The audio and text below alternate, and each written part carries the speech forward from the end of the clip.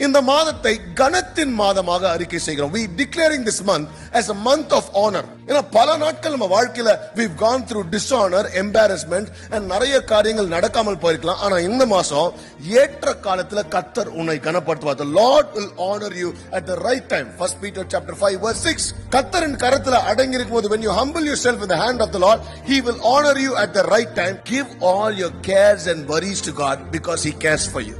ஐயா, நம்ம சில நேரத்துல எப்படி கேக்குறோம், ஆண்டவரே என் நேரம் எப்ப ஆண்டவரே வரும்? ஏன்னா ஆண்டவரே வெயிட் பண்ணே இருக்கிறேன். I've been pushing hard, I've been praying, I've been faithful. ஆனா my time is not coming. ஆண்டவரே மத்தவங்களுக்கெல்லாம் டைம் வருது, but my time is not coming.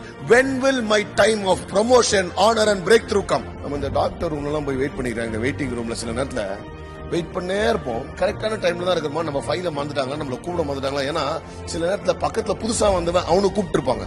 ஒருவேளை நம்ம ஃபைல், அதுதான் we ask God also, ஆண்டவரே என் ஃபைலை மறந்துட்டீங்களா, எனக்கு செய்ய வேண்டியது மறந்துட்டீங்களா, எப்போ என் டைம் வரும்? Dear children of God, if you are waiting in God's room, you are not wasting time. கர்த்தர் நேர்த்தியான காரியத்தை வாழ்க்கையில செய்வாரு. You don't have to push hard, you don't have to struggle hard. God will honor you at the right time. And I believe இந்த மாதம் கர்த்தர் நம்மளை கனப்படுத்துவார். and அவர்தான் நம்மளை கனப்படுத்துறாரு எல்லாரும் தெரியும்படியாக கர்த்தர் அதை செய்வார். Your time of honor is coming in your life. Hallelujah.